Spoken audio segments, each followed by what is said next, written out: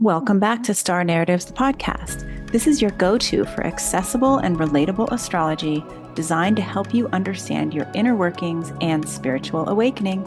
I'm your host, Natha Perkins. Hello, everybody. Welcome back. It's another week. I'm Natha. We are making that transition this week from the thinking, information-consuming mind of Gemini into the hidden aspects of your own emotional landscape, Cancer. Before we jump in, if you are new to this podcast, season 5 is where I am taking a different facet of every single sun sign and I'm breaking it down for you while the sun is in that sign. We began with Sagittarius back in November. So you can go back and listen to those episodes. These teachings are all designed, yes, to teach you astrology, of course, but more than that.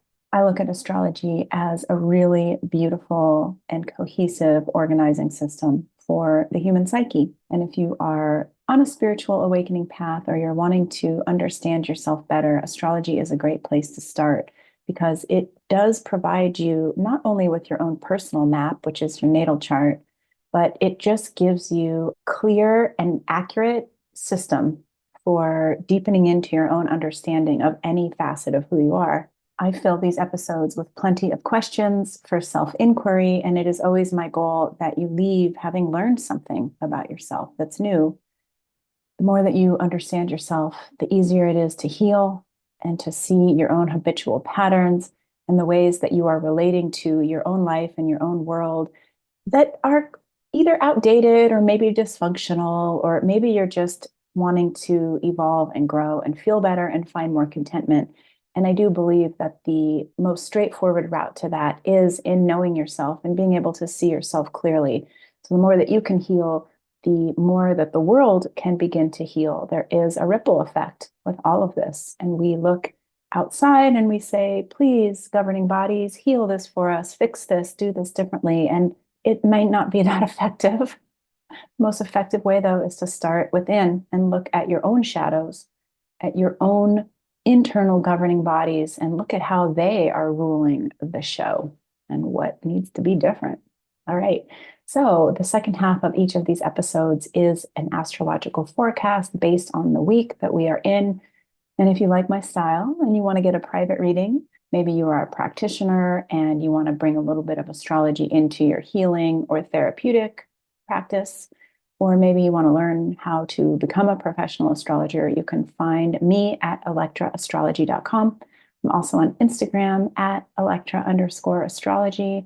And I am going to be posting these on YouTube as well now. So if you are a visual person, you can find these weekly forecasts and teachings on YouTube at Electra Astrology. All right, let's jump in. We spent the last 4 weeks or so talking about that Gemini mind. We went into all of the different facets, the Gemini shadow, where we looked at gossip, inconsistency, allowing your mind to rule over you. We also talked about Gemini and Sagittarius, and that being the axis of the way that you process information and what you're doing with it and how you allow that information to change the way you perceive something or change your perspective or block a perspective change. And then we also talked about the beautiful gifts of Gemini, which is in being able to flow and communicate and take in all of these different little tidbits of information, whether it was through the senses or through something that you saw on a screen or just using your own experiences to shape and form your world. We need the mind. We also have to be very careful because the mind easily leads us astray. I would say that most, if not all of our problems are made worse by the power of our mind and the way that our mind will take us onto these anxious journeys of what ifs. So we talked about learning to control your own mind, of being so aware of how thoughts were filtering in. Do you allow thoughts and information to come in and usurp the power? So last week we talked about how we are each our own personal kingdom.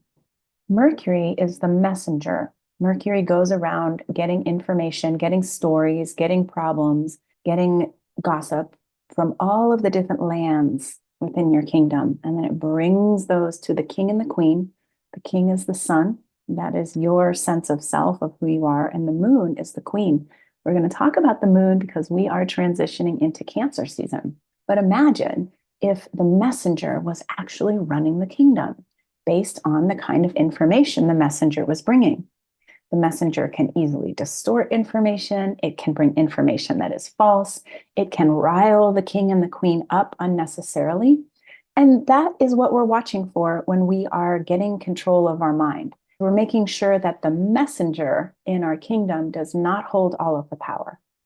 The messenger is incredibly important, and we need that energy to be going around, gathering up what is happening here, what needs to be solved here, who needs support here.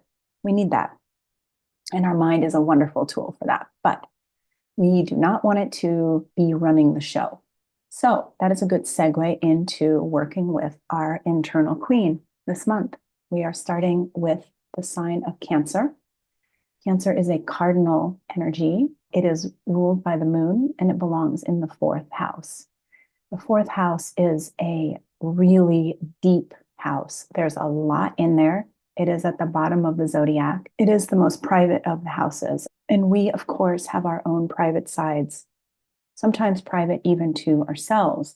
So when we start delving into this energy of the crab of Cancer, we are looking at so many intricate layers: our lineage, our family of origin, our family of creation, where we go for refuge, what kind of safety and security we seek, how we experience our own emotions, what is likely to trigger us, what is likely to hurt our feelings, what is likely to make us feel unsafe. A lot of this will relate back to your childhood, especially your mother, because this is the energy of the mother.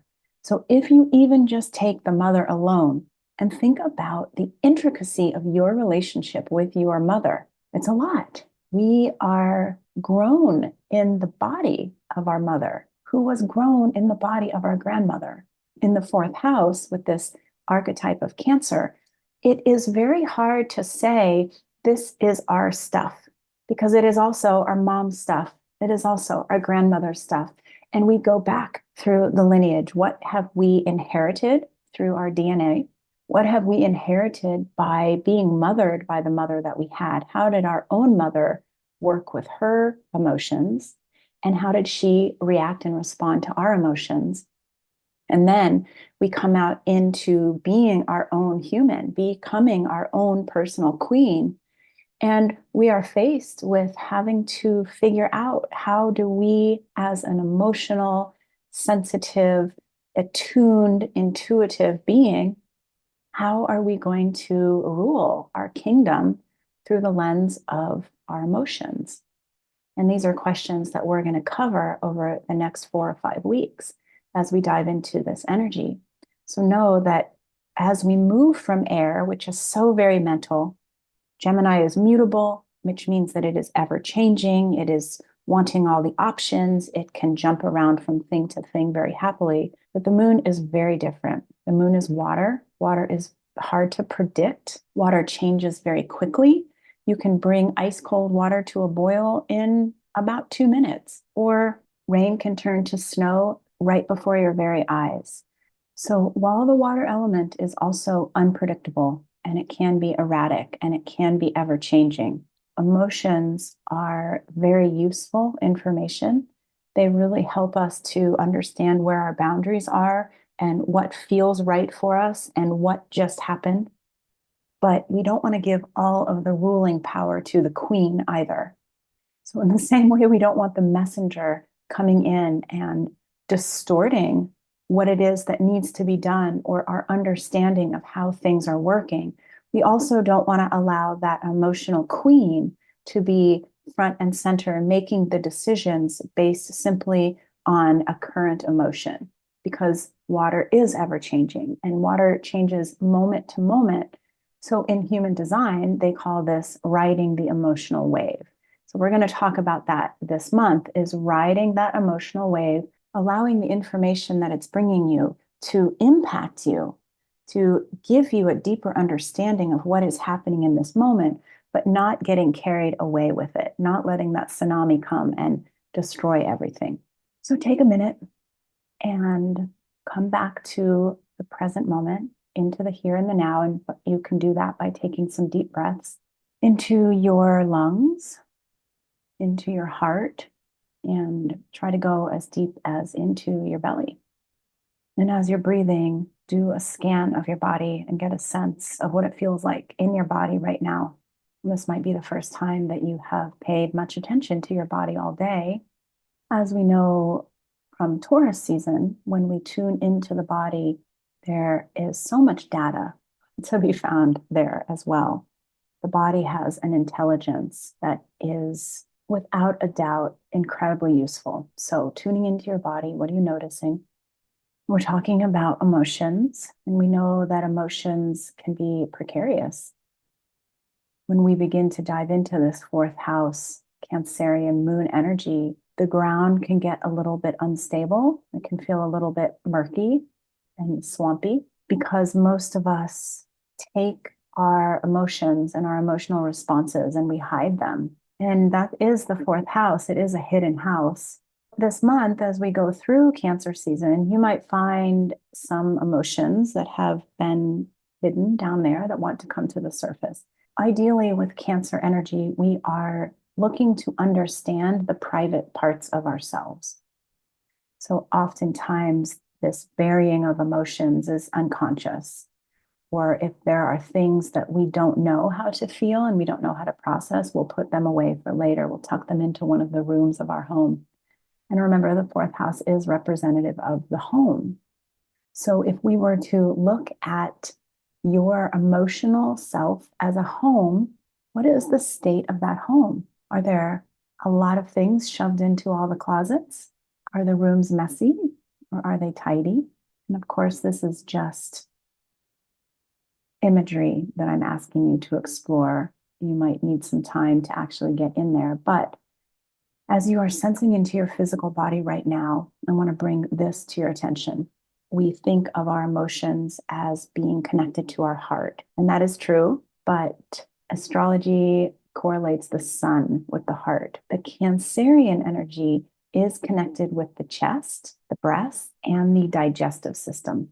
So, as we are navigating through this month, those are places to really pay attention to as you are doing your body scans and you're tuning in. What is happening in your chest area? What is happening with your digestion? Digestion can be a very insightful tool for helping you to figure out how you are feeling emotionally about something. Similarly to what we talked about with that Gemini mind, how the mind will take you on a journey before you even realize that it's happening. Overthinking or ruminating or prophesizing a terrible future. And we know it's really important to get a handle on how your mind shows up for you personally. What is it bringing you? How often is it taking you away? I do this exercise when I wake up in the night and I have a hard time falling back asleep. I will set a goal to breathe 100 counts. So in breath and the out breath, each one breath. And I've been watching how quickly my mind takes over. Last night, I got to 4. It took me 4 breaths before my mind came back in and took me away. That happened several times in a row. You can practice this as well. It gives you a sense of how quickly your mind comes in and corrupts your storyline. Now, with emotions, they work a little bit differently because emotions will come in unbidden. We are very easily emotionally triggered, and emotions are much more subtle. Some people are able to feel their emotions very easily, and they're able to recognize when something has happened, their feelings have gotten hurt, or they're having a rush of love. But for most of us, I would say it's a little bit more difficult. So this week, as you are tuning in to, let's say, your chest and your digestion, when your digestion is being wonky, backtrack. What happened today that might have felt emotionally upsetting to me? What happened today that might have thrown me off? Because you will likely find your answer, and then you can work from there to explore. Why did I get so easily triggered? Why were my feelings hurt in that way? So unlike the mind and the way that the mind just comes in and wants to keep the story rolling, the emotions act sometimes like splinters, things that can be very painful for you that you can't feel in that moment get lodged way down deep. And so you might be having an emotional experience or emotional reaction to something related to something that happened so many years ago that you don't even remember. So here's an example of how the memories associated with emotions can come out of nowhere. Why don't you think back to 20 years ago, 2004? Think about what you were doing 20 years ago in your life and think about what kind of music you were listening to. Pull up a song from that era and play it and see what kind of emotional memories rise to the surface for you. And spend some time listening to that song in private with your eyes closed, just sensing into how that song makes you feel, how it feels in your chest, how it feels in your intestines, and see whether you have any memories that rise up that bring you back to a specific emotional experience from that era. This is a place that you can employ your mind, your messenger, to go out and seek specific information and bring it back to you. This is a great way of tuning into how deep your emotions are, how far back those memories go, and how sometimes we can remember joyful things, joyful emotions, and sometimes there are difficult things that come to the surface to be processed. A strong and emotionally resilient queen is one that can understand the ebb and flow of her own emotions, that will come in and advocate, attune to what is happening, and know how to handle it. Well, let's talk about the astrology of the week. We start off on the 17th of June. You can see here, if you're watching this on YouTube anyway, you can see here that both Mercury and Venus have, in the last 24 hours or so, moved into the sign of Cancer. So that effervescent mind activity, the information that we have received over the last month, the stories that have come out in our own lives and in the news, is now giving way into something that is going to require a little bit more emotional processing and tuning into your intuitive hits, your physical body, into your digestive system, into your chest area, to get a sense of how things are landing with you, whether they are evoking emotions, whether they need a little bit of extra time to process. Both Venus and Mercury have just made a square to Neptune. So things have been weird. Neptune at 29 degrees, it is slowed way down. It will be stationing here in the next few weeks. This is surreal energy. We were out to dinner the other night and I sat in the restaurant and watched the energy of the people there. And it's very hard to put my finger on, but there are differences now that did not used to be there. It's a difference in even the color of the light, but certainly in the energy of the people. And if you are energetically sensitive, which you probably are if you're listening to this podcast, sense into the energy of the shared spaces that you are in these days and see whether things just feel different. That is the nature of Pisces, Neptune, especially Neptune in Pisces at the 29th degree. There are things that are coming into our consciousness, into our awareness, that we were either told was non-existent, things like aliens, or we knew that they existed, but nobody would confirm it. And this is just one example of the craziness of the information that is being revealed to us. And we all have craziness of information that is being revealed to us in our personal lives about who we are and what we're here to do next.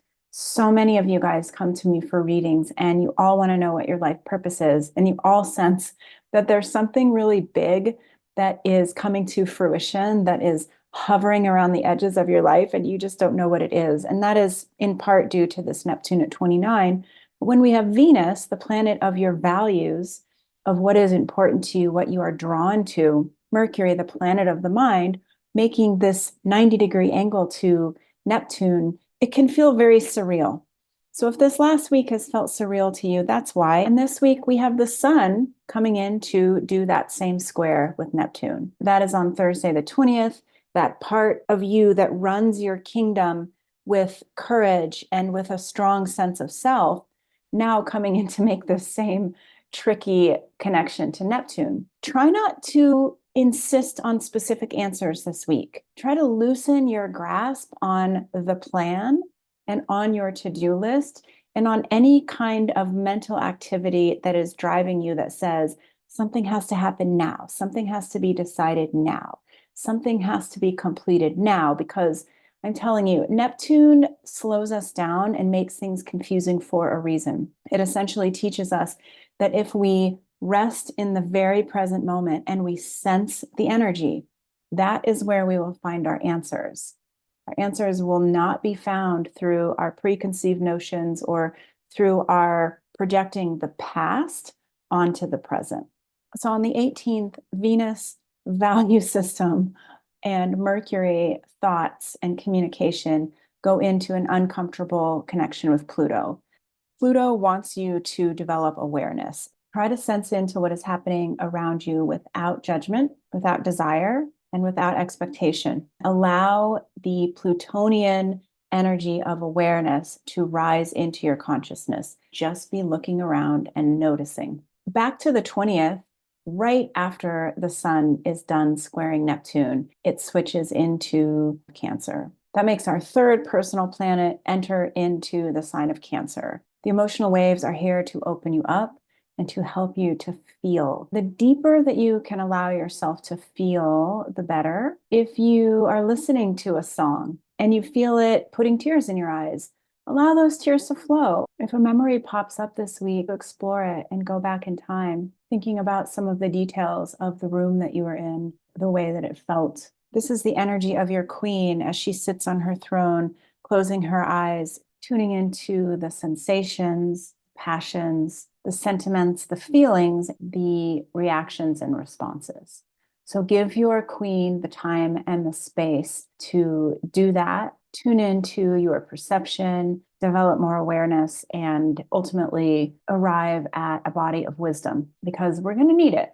The world is going to get weirder. If you have read the news lately, it is crazy out there. Because of the way that computers can now be used to generate images and videos, we will have to trust our intuition and our own personal wisdom about what is true and what is not true. Tuning into how you feel as you're sitting on that powerful throne this month is going to be great practice for what's to come. Remember that when the sun moves into the sign of Cancer, this also marks our, in the northern hemisphere, summer solstice, and in the southern hemisphere, it is the winter solstice. This is the time in the northern hemisphere where there is the most light. The sun is at its highest point, and of course, vice versa below. If you are in the northern hemisphere, this is a day on the 20th to celebrate the light. Look around your life, literally and figuratively, and shine the light on it. In a literal way, look at how the sun shines and creates shadows. Feel the sun on your skin. How does the sun impact your day? If you're in the Southern hemisphere, this is where you will be doing your deep and internal personal work. The sun will be at its lowest point and you will have your shortest day. So we all have some spiritual exploration to do on this solstice. And as luck would have it, the day after the solstice, June 21st, we enter into a full moon in Capricorn. Did you know that we are going to have 2 full moons in Capricorn back to back in June and July? This one is at 1 degree. The second one is going to be at 29 degrees. This covers the entire spectrum. The youthful beginning energy of a full moon in Capricorn, by the end of the month, we will be in the master level territory of this particular energy. Next week, by the way, I'm going to talk about the Cancer Capricorn axis. So begin to feel into what it feels like this week. This is the axis between being private, being in your own emotional world, and having to go out into the public and navigate the world of the collective. The sun, which is right here next to Venus, and also making an exact quincunx aspect to Pluto, while the moon is making a square to Neptune. This is a busy moon. We are looking at a king that is deeply emotional and tender, a queen that is very self-protective and even defended. You might find these 2 parts within yourself that are working together. And considering that we have both Pluto and Neptune involved, Pluto is working hard to bring awareness, but those awarenesses are going to be the most difficult for your king. The part of you that is gentle and affectionate and heartfelt, your sun, is going to be challenged by some perhaps difficult emotions, some things that rise to the surface that are going to be hard to face. That's Pluto. And the part of you, the moon, that is going to want to generate security through some sort of achievement is going to be challenged by Neptune, which will make the route of that security really foggy and hard to read. So this isn't the easiest of full moons, but we know that with full moons, we are seeking to release something. So to simplify it, why don't you just consider releasing any of the old storylines that show up that are trying to convince you that you're bad or that you're wrong or that it's not safe to feel what you feel. On the 22nd, we have Mercury making a square to the north and the south node. We bring in the energy of the south node in Libra, which is about trying to release our judgments, not just our judgments about other people, but the things that we feel that people judge us for. Are we beautiful enough? Are we smart enough? Are we sexy enough? And yeah, the things that we judge other people for. We're trying to release all of that. It's not useful. And it takes us away from moving into that Aries South node, which is where we are trying to advocate. We're advocating for ourselves. We are going to battle for the things that are important to us. And with Mercury in the sign of Cancer making a square aspect, we have to really look at our mind and we have to bring our mind into the equation, getting a sense of how things feel. We can use that Mercury mind to understand in a deeper way what we need to release.